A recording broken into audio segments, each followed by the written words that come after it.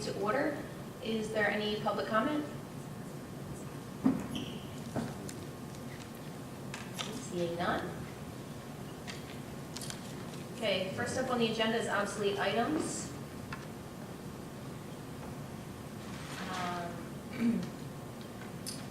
For the high school, the obsolete items are for a fax machine, chairs, cabinets, tabletop, all for public surplus and scrap.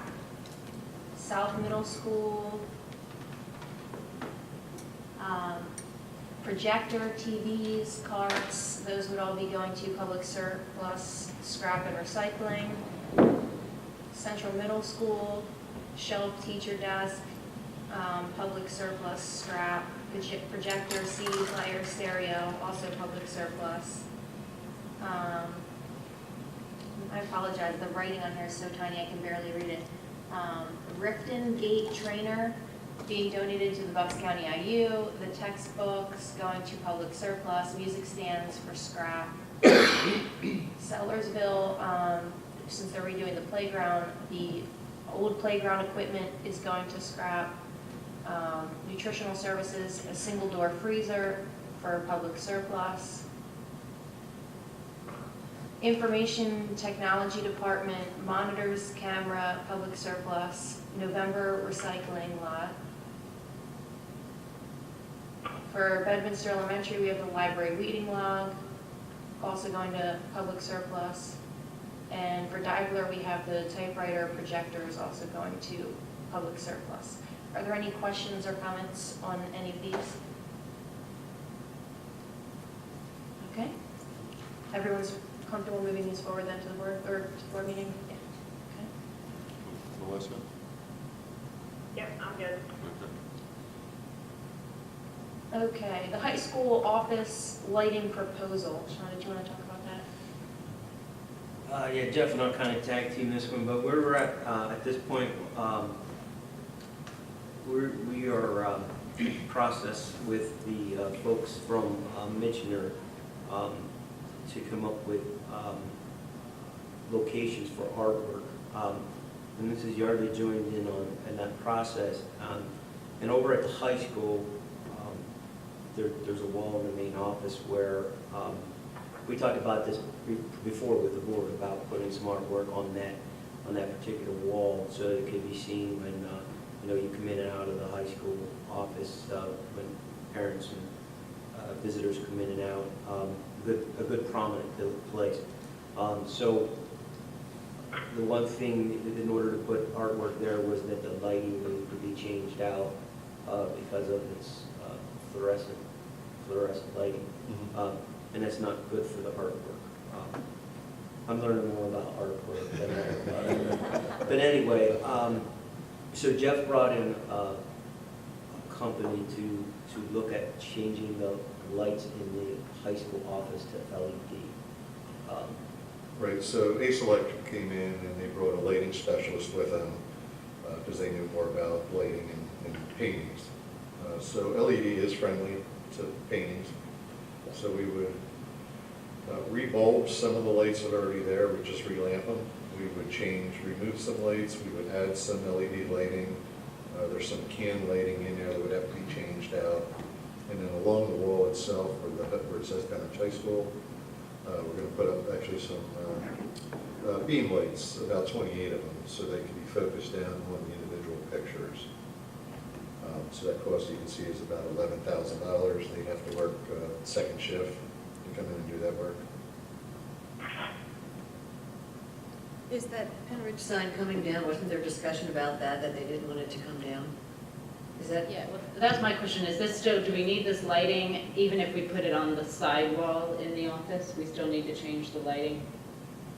Or is this only if it's on that main wall? Those pictures shouldn't be within any fluorescent lighting at all, no matter where they're at. Okay. Any fluorescent lighting or this type of lighting.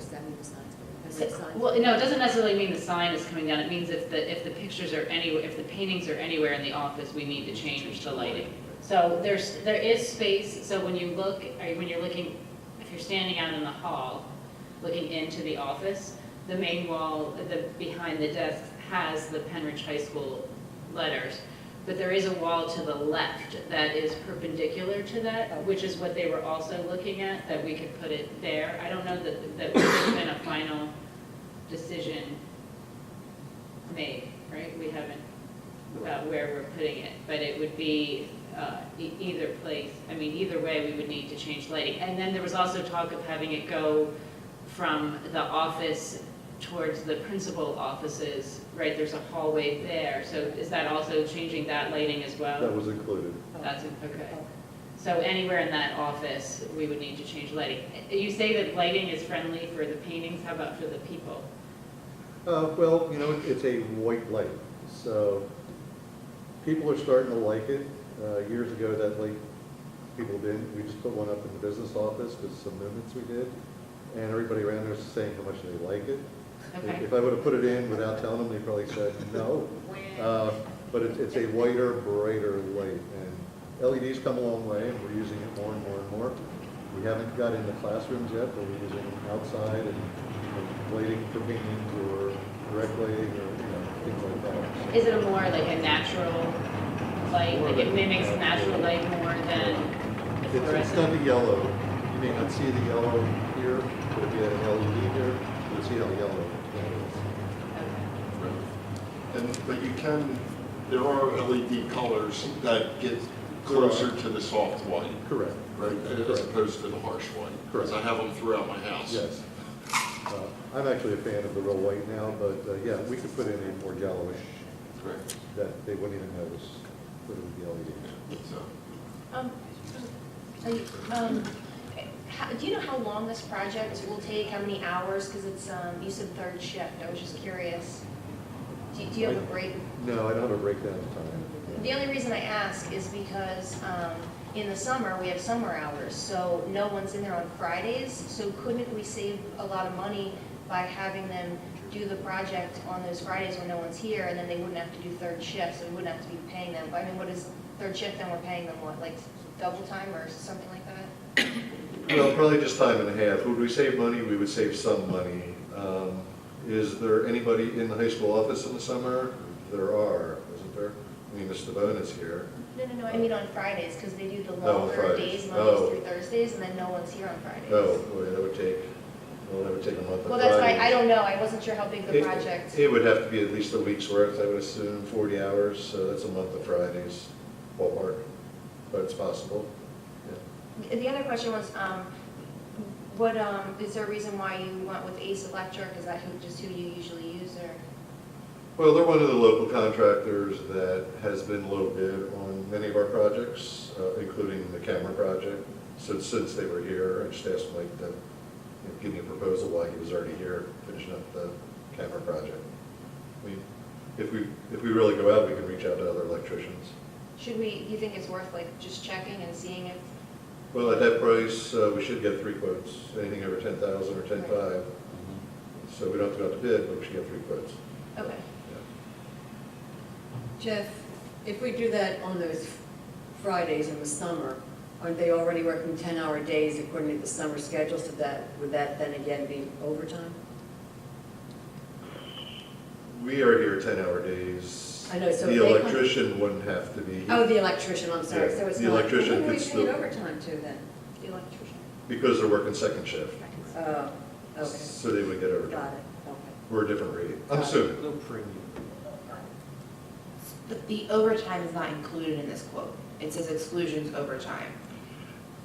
But he quoted it on second shift, so, Right. I'm guessing it's built in. correct, it is built I'm in. guessing it's built in even though we're not seeing the breakdown. Right. Correct. Okay, well, it seems like you said if it's over $10,000, we have to get 3 quotes, so we need to get 2 more quotes, and then, so we can't vote on this, correct? So you Correct. just want to know, though, if the board is comfortable with moving forward, getting 2 more quotes, and then bringing, this would come back at the next Yeah. meeting? The money's involved to move this forward that's a ballpark estimate. Right, Right. okay. If we're going Just to so move people have forward. an idea, right, Right, okay. if we're going to move forward, then we get 3 quotes. Okay. And do we have an electrician? Sure. we do. But we just can't use our own electrician because it exceeds the 10,500? Is Correct. that correct? Right. And this isn't something we could do part of the project and then like later we do another part of the project? No, Well, you can't hang that if the lighting's not right. Well, It seems like if you're gonna do the whole thing, right, you wanna do the whole thing, right, so. plus, I mean, my electrician's so busy, it's not funny. He'd be pulled off of things that he really needs to do. Okay, so, right, the board had discussed this in the past and said, that, you know, if we want to display the art, so this is the cost, one of the costs for displaying the art, so, sorry. So I guess is everyone comfortable with getting 2 other quotes then and then bringing this back to the next meeting? My only question was, is how long did he think that it would take him to do this? Like, how many man hours? Because we don't see a breakdown, so how do we know what overtime wouldn't be included? I believe that's really a template on his proposal, so he will do all of that work for 11,000 at second shift. Right, so there is no extra overtime involved with this. Right, so that's the price to do the whole job at second shift. I believe the exclusions, the overtime permit, I think that's just a template that's on all of his proposals. There's no real meaning to it. But again, if we're going to go forward, we'll clear that up and other proposals. Okay.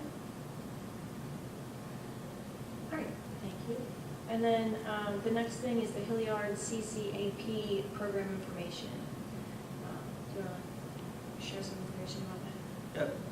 Jeff and I will work on this one together also. So this is a program by Hilliard, it's called CAP. And the program has a number of different pieces to it, but you know, the main thing we're looking at here with this program, and Hilliard is one of our vendors, so right up front, they'll come in and they'll do this program for us because we are they're an active vendor of ours. But what we're looking at is a tool that we can use to determine if we are adequately staffed custodian-wise for the square footage that we have, and for the level of cleanliness that we want. We'll also then determine if that work within the building is broken down evenly between the custodians in a fair, equitable manner. And then the program kind of expands into making sure that the custodians are cleaning properly by using the right tools, the right chemicals, the right mixture contents, and training the custodians on, you know, the most efficient cleaning techniques that are out there. So it's kind of a way for us to have kind of a third party look at is our current custodial system functioning properly and as efficiently as it can.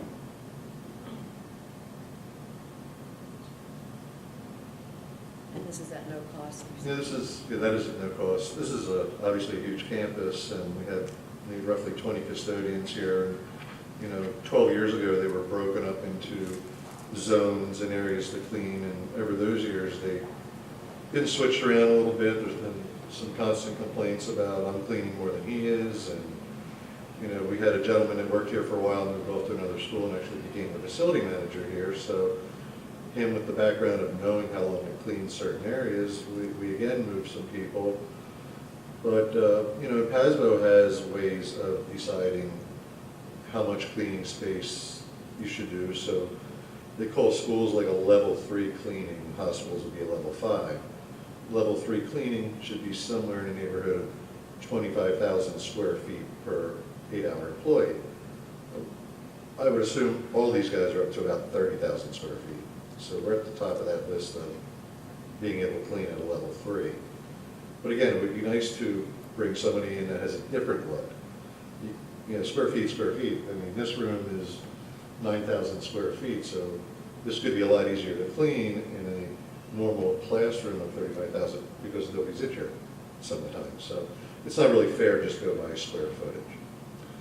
So they're gonna come in, they're gonna kind of inventory every classroom with the plans, every chairs, every desk, and they're gonna give us their idea of what a custodian should clean throughout the whole school. When you come into the locker rooms, the pool area, the gyms, they're just whole different animals. So it'd be very interesting to see what they have to say and their help. This school has ceramic tile in the hallway. It's very unusual for a school to have that. We struggle cleaning that tile, and it becomes very dirty looking every day. They possibly have a better means of cleaning it. Maybe they can prove to us a driving Zamboni would save 4 hours, 8 hours, whatever. I'm not a big fan of that, but it's good to see what they have to say. They're going to offer different solutions, different cleaning, different chemicals throughout the whole district. Do they, well, the chemicals that will they be talking about chemicals that are safe, like the safety, the level of safety and the environmental impact of the chemicals? All their chemicals are, say, green. Okay.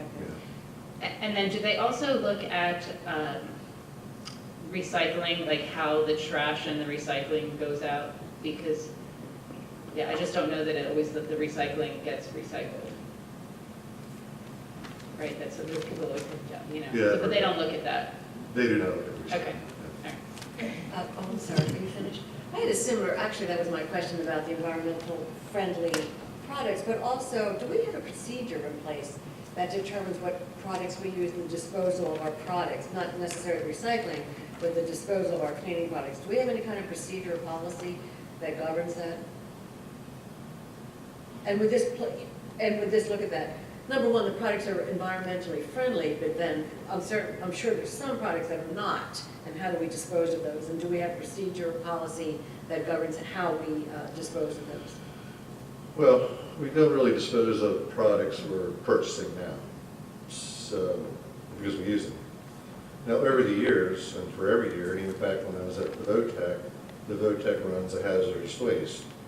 The local schools, we were allowed, as VOTEC Pennridge called me to come up, and we do the same thing now.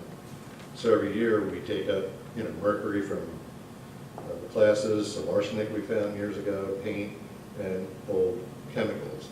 We've been doing that so many years that we really don't have anything around anymore that is toxic. Well, how about like insecticide and things like that? We don't have insecticide. We don't have here. insecticide? We're not allowed. Okay, great, Right. great, okay, thanks.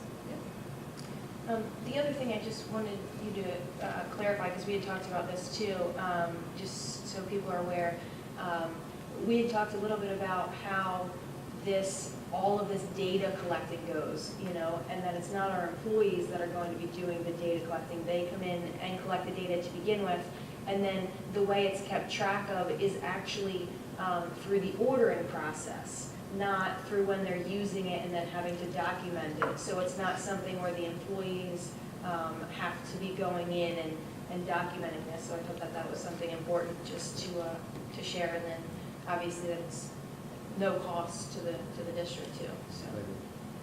Good point.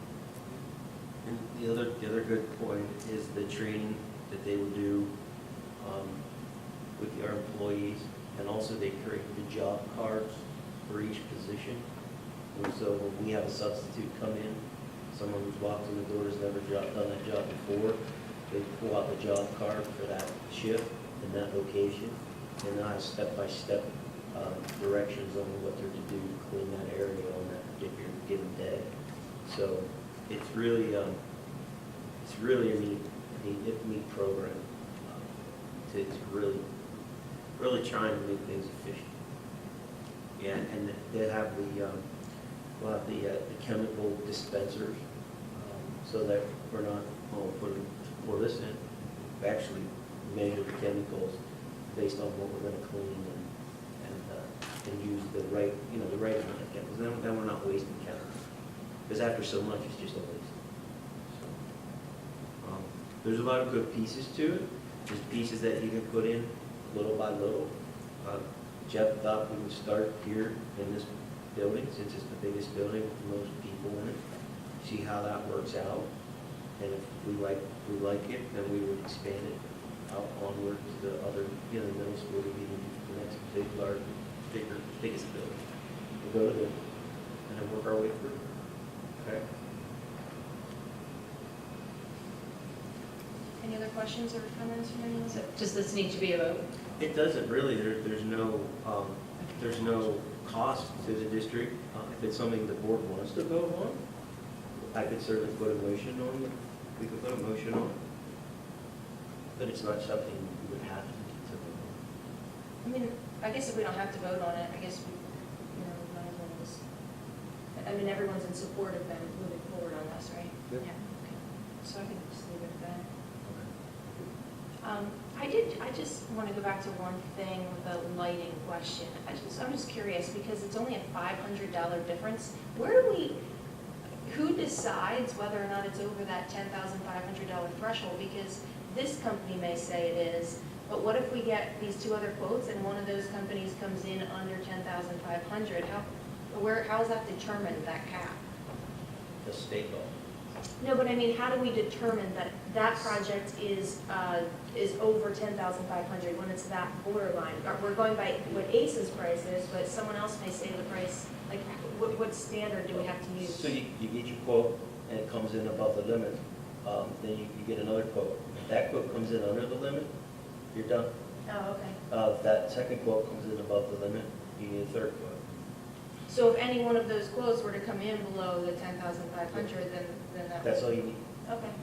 But you're asking for my electrician to do it then, or are you asking for the low? Can you put your quote? mic on, please? I guess my point is, then you would have that option and you could decide what was the Okay. best way to go, right? I was just curious how that gets We would, decided but- when it's that borderline. Yeah, but my electrician, again, is so busy that for him to do that type of work on overtime, because he'd have to work at nights, the rest of the Okay. schools would be screaming. I was just curious because it was so close Yeah. and how that would work, but. So it's, the way I've been told is, if an engineer would say, okay, this is going to be an $11,000 project, I'd have to take it as that, and then I couldn't do it in-house.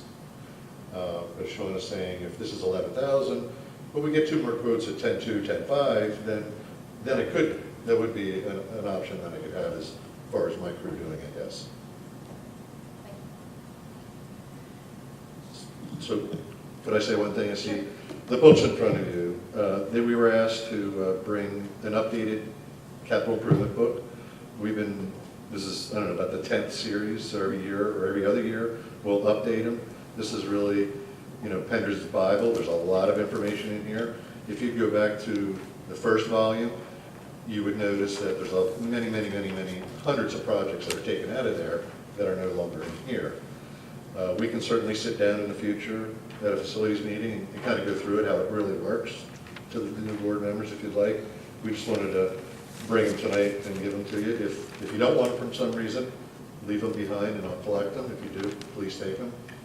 Over here, we were also requested bid specs. There's 4 over there, there's 6 over here.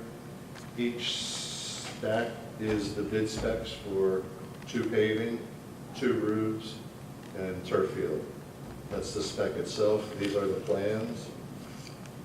So again, feel free to take them. If you really don't want them, leave them, and I'll take care of them, or I'll bring some next month, meetings if people aren't here. The turf plans are missing for some reason. They're here, they're available, they're just not here. So I can get them to you if you want. So we have 4 plans for paving and 5 documents, bid specs. If you have any questions, we can even find help to take them out of your car if you'd like to tonight and find some custodians. But they were requested, so you're there. Okay, thank you. Anyone else have any questions or comments? Okay. Any public comment? Yeah.